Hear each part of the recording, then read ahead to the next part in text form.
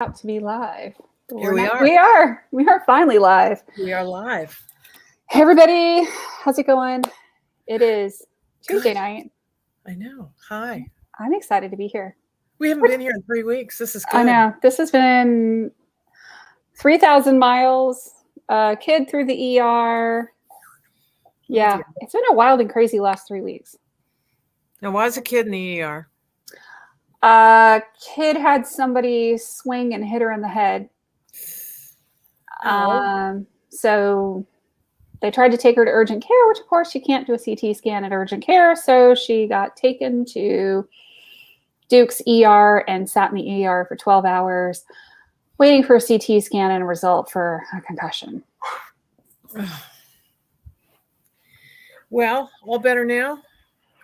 She's on concussion protocol. So no reading, no TV, dark rooms, quiet? Pretty much. No screen time. Keep your, get some fresh air, keep things gentle and slow, all the fun stuff. But yeah, eventful last 3 weeks. What about you? Travel, house guests, Afghanistan. Let's see, a lot going on. I don't know. You know my personal history, right? Mm-hmm. Yeah, we've talked about that. We have some similar history as you and I've also talked about.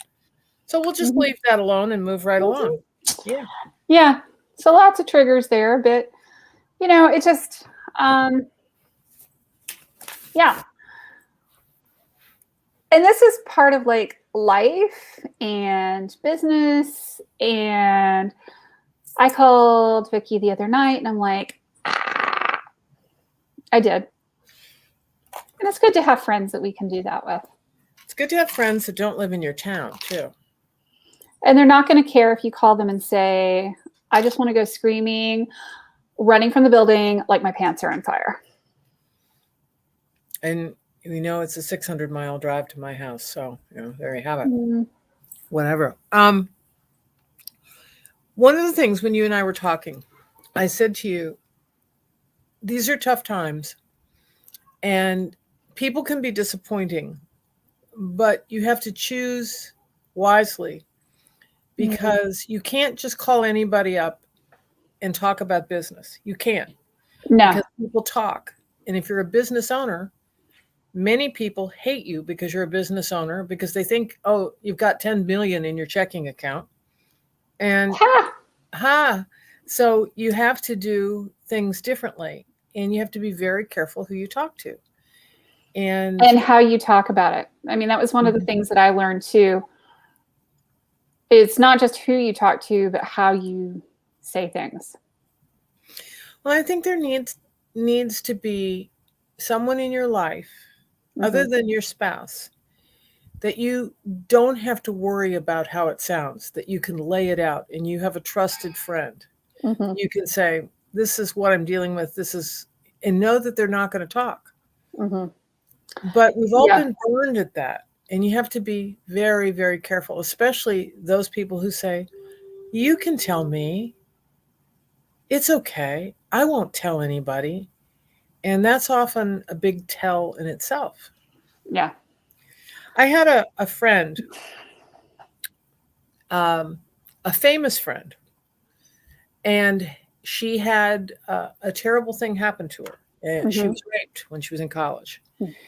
And she was at a 12-step meeting and told the story because, it's anonymous and it's confidential. And it was on the front page of a newspaper that week because somebody sold the story for a lot of money. And you think, well, that's so wrong. It is so wrong. But a friend of mine who has sponsored many famous people says, I don't want to know it because if it ends up on the front page of the National Enquirer or whatever, then you're going to think it was me who did it. Right. So, those things are very, as a lawyer, you hear lots of secrets and you have to keep them. And that's the nature of my business. but I think people have to choose wisely. And Mm-hmm. I spent time with a business owner today, and she was so disappointed because someone had betrayed her trust. And I said, "Oh, you need to watch Women's Entrepreneur Network tonight, because people are want to do that. And Mm-hmm. you have to be ready." And you can say, "I'm disappointed." Yeah, but if you take someone into your confidence who does not have an obligation to be confidential, Mm-hmm. who are you going to see about that? Right. Yeah. Well, and the reality is you have to be very careful when you're an entrepreneur sharing particular problems. You know, and there are always things that happen in business that we are not happy with. Um, you know, situations that happen. There's legal situations with clients. There's, um, you know, Personnel. personnel issues. There's, all kinds of things that can happen. And you can't just go telling everybody what that thing was. And I've had plenty of those, Mm-hmm. and the last couple of months I've had more than my fair share of those that I can't talk about. And, you know, that is probably one of the hardest parts about being a business owner is, you have these things that happen. Some of them are borderline or maybe even actually criminal, but you can't even talk about it to your best friend. Right. You can talk about it to an attorney, maybe. Mm-hmm. Mm-hmm. Mm-hmm. Choose your friends wisely. Mm-hmm. Or Yeah. like Yoda said, choose wisely. And this is that hard part about being, a woman, being an entrepreneur, being a business owner, being a business owner that is scaling your business. The challenges that go with that are even greater. I think as women, we define ourselves by our relationships. Mm-hmm. Men define themselves by what they do. And when you can't have a talk with your best friend because things are confidential or because they don't live in your world and they don't understand your world, that's hard. But that's also life. And Mm-hmm. And it's really hard to find good mentors is the other piece. A lot of times, women don't have other women who are mentors, who have been there, who have done that, who have grown, who have scaled a business, who have, walked the walk and talked the talk. Because not as many women have done that. no, we're kind of like the first generation of this. Mm-hmm. Absolutely. We were talking yesterday at lunch. I was at a luncheon for Athena and talking to some of the other board members. And I was talking to one who is semi-retired, and she's an engineer, and she's a little bit older than I am. And she talks about having gone to college and gone into engineering and sitting down and going, where are all the other women? And I mean, I've had that in large portions of my career as well. Mm-hmm. Where are all the other women? Sometimes very much nowhere to be found. Mm-hmm. And a lot of times your close friends are men. Mm-hmm. Because they do what you do and they understand what you do. Mm-hmm. And that's changing. And change is evolutionary. It's not revolutionary. I mean, you can say, the Civil Rights Act was 1964. And yeah, there was marching in the street, but it's taken a long time where people became colorblind. I mean, this generation of kids is colorblind. Well, our grandparents' generation was not. It takes a long time. Mm-hmm. So, yeah. Choose wisely. Yeah, choose very wisely. Can come back. Yeah, it does. It can and does come back to haunt you. Mm-hmm, mm-hmm. And I was talking to somebody today, And she was talking about, she was concerned that there would be shutdowns again. And she was the business owner. And she said, I'm okay. I'm the business owner. I have savings. I have food stored up, whatever, whatever. She said, but a lot of people who work for me are single moms and they're just getting by. Mhm. And she said something to the effect of, maybe I can help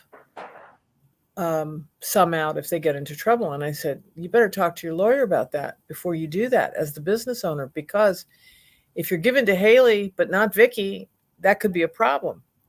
And can you afford to give to everybody? No. So what are you going to do? And we've had this talk before about the pilot talk. And the first thing my dad taught me is, before you turn the engine over, what are you going to do if the engine quits when you're halfway down the runway? Mm-hmm. And if you don't decide ahead of time, you're going to make a decision in panic, or you're going to make a decision in fear. It's not going to be a reasonable decision. It'll be an emotional decision, and it's going to get you in trouble. Mm-hmm. If you decide ahead of time, you can find out if you have superior judgment versus superior skill. Mm-hmm. And you really want to be able to rely on the judgment. So, but friends betray you, and that's life.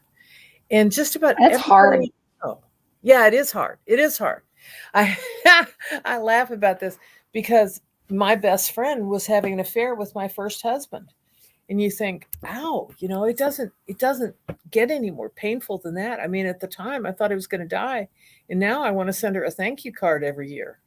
Because now I'm married to a really great guy, and it would have never happened if getting divorced part in that. And I think about it, and but she knew a lot, and she parlayed it to her advantage. She knew that it was miserable, and she stirred the pot and stoked the fire. And it was really funny. My ex-husband, her husband worked for my ex-husband, and the four of us were friends. We traveled together. We went out for dinner together. We did a lot of things together. And my ex-husband would say, oh, I don't want to go out for dinner with them. I can't stand her. Well, he was sleeping with her.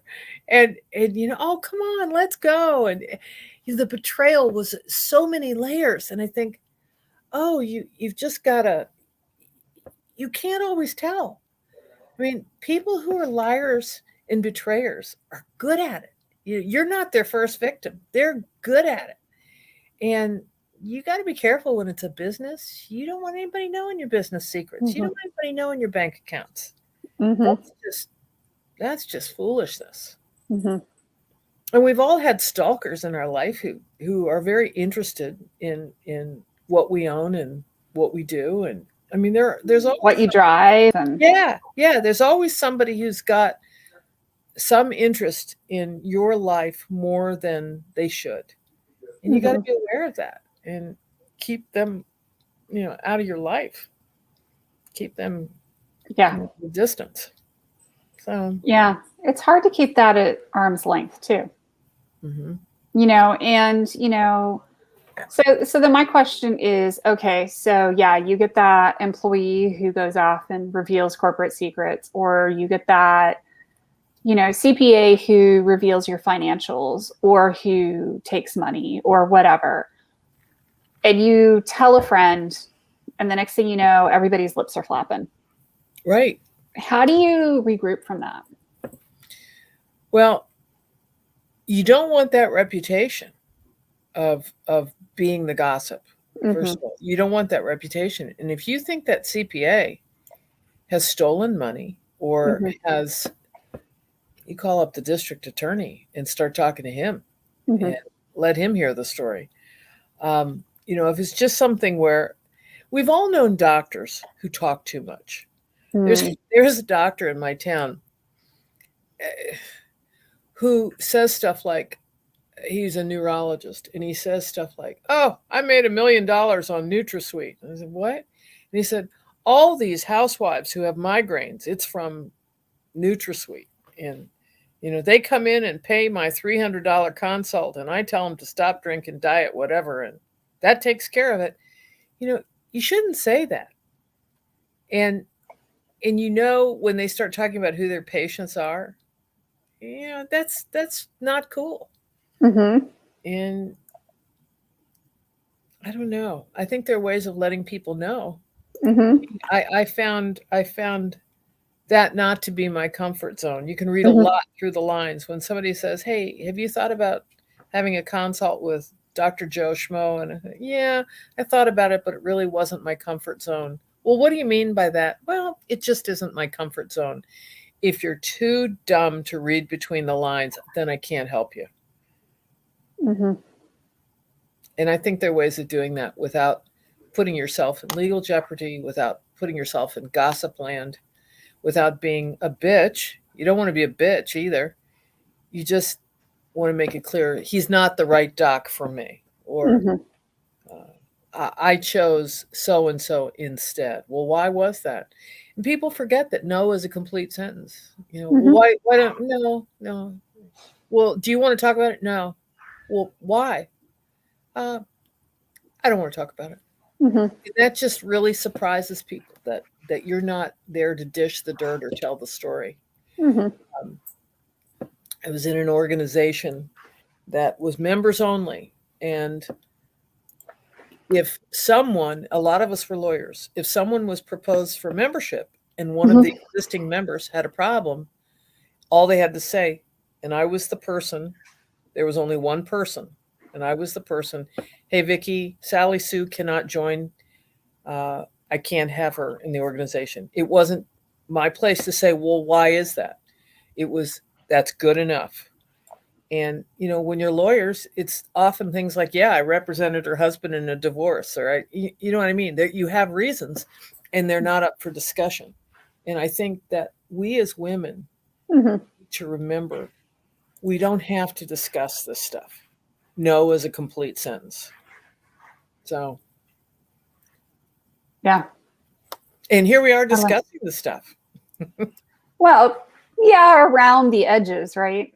But no particulars, No no particulars.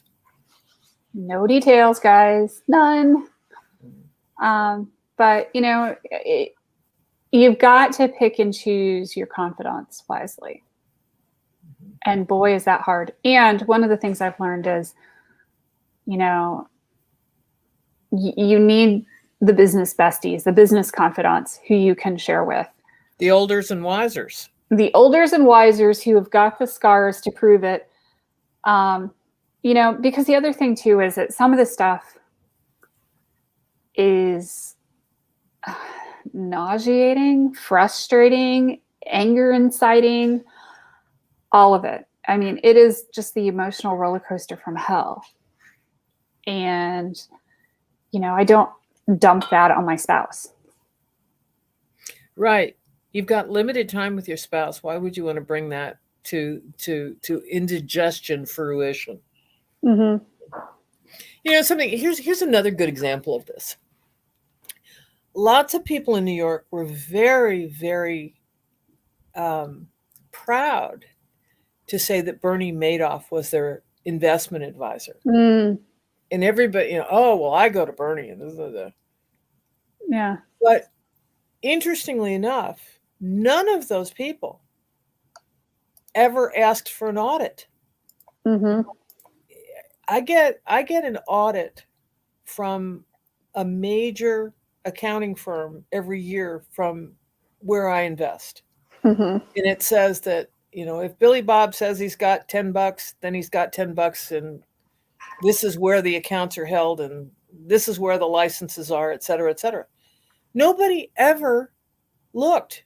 And if they had looked, they would have found that it was nothing they wanted to be involved in. Mm-hmm. And I think I had understood that it was, literally like a guy in the back of a gas station. It was that bad. Mm-hmm. We're talking about people investing 400 million at a time.